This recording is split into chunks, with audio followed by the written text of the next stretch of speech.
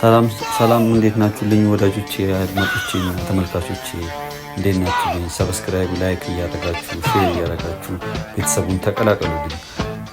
ዛሬ አንድ ታሪክ ልነግራችሁና ልትሰሙ ልንነጋገርበት የሚገባ አንድ ታላቅ የእግር ኳስ ሰው አለ። ያም የእግር ኳስ ሰው በቡናዋ ክፍለ ሀገር በውቢቷ በጅማ በአባ ጅፋር ቤተ መንግስት በ1914 ዓ.ም የአፍሪካ የእግር ኳስ አባት መስከረም 1 ቀን ለኢትዮጵያ የእንቁጣጣሽ ስጦታ ገጸ በረከት የተሰጠው ማናቸው እንዳትሉ ከአባታቸው ከባለቅኔው ከነጋድራስ ተሰማ እሸቴ ከእናታቸው ሙላቷ ለገብረ ስላሴ ተወለዱ። በጅማዋ ቤተ መንግስት የአፍሪካ ፈርጥ የእግር ኳስ አባት ክቡር ይድነቃቸው ተሰማ ተወለዱ። የአፍሪካን እግር ኳስ ሊያድን ሊመሰረት ሊያሻሽል የመጣው አንድ ድንቅ አባታችን ጣሊያን ኢትዮጵያንን ስትይዝ በ5 ዓመታት በከፋፍለ ግዛ ስፖርቱን ለመጠቀም በወሰነችበት መሰረት ስለፈለገች ወጣቶቹን ከነጭ ጋር አብረው ሳይቀላቀሉ የሀገር ተወላጆች ውድድር በሚባል አዘጋጅታ ነበር። በዚያም ክቡር ይድነቃቸው ተሰማ እሱና ባልደረቦቹ ጓደኞቹ ወጣቶችን አስተባብሮ የራሳቸውን ውድድር አዘጋጅተው ይጫወቱ ነበር። ወጣቱንም ያነቃቁ ያነሳሱ ነበር። ክቡር ይድነቃቸው ተሰማ ለብሔራዊ ቡድናቸው 15 ጊዜ ብቻ ነው የተጫወቱት። ግን ለሀገራቸው ለኢትዮጵያ ለአፍሪካ ብሎም ለአፍሪካ እንደ ነፃነት ታጋይ በሐቀኝነት በአንደበተ ርቱዕነት ጭምር አቀላጥፎ እንግሊዝኛ ቋንቋን፣ ጣሊያንኛን፣ ፈረንሳይኛን በመናገር እግር ኳሱንም ሆነ ሀገራችንን ኢትዮጵያና አፍሪካን ለዓለም እንድትተዋወቅ አድርገዋታል። ክቡር ይድነቃቸው አረበኛና ሰዋሊ ቋንቋ መግባባትም የሚችሉ ወርቃማ አባታችን ናቸው። በካፍ የስልጣን ዘመናቸው በ1949 ከተመሰረተ ጀምሮ ለ30 ዓመታት ማለትም እስከ 1979 ቆይተዋል።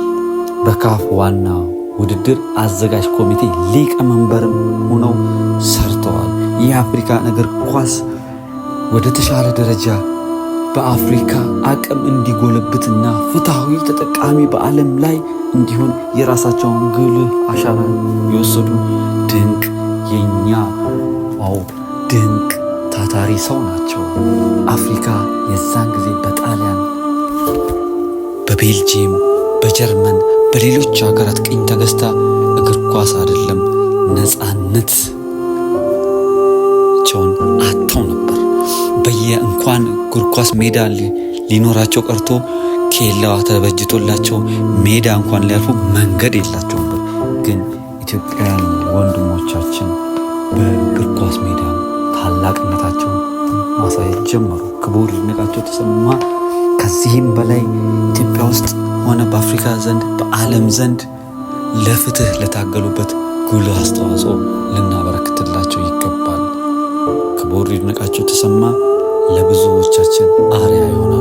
ዛሬ አርሰናል፣ ማንቸስተር የምንለው ያንን ስሜት እግር ኳስን በየዲኤስቲቪቱ በየቲክቶኩ ያንን ምንሰራው ያለው የአባቶቻችን ከበስተጀርባ የተሰራ ድንቅ ስራዎች አሉና መዘንጋት የሌለብን በእግር ኳስ ክቡር ይድነቃቸው ተሰማ አባታቸውም ከባለቅኔው ነጋድራስ ተሰማ እሸቴ ባለቅኔ ናቸው።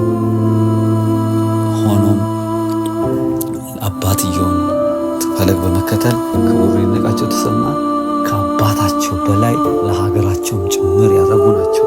እንዲህ ነው አባት ልጅ የተሻለው ሲተካ ልጅ ደግሞ ወደ ተሻለ ማድረስ ሲችል ነው እና ክቡር ይድነቃቸው ተሰማ በዚህ አጋጣሚ ልናነሳው ወደድን።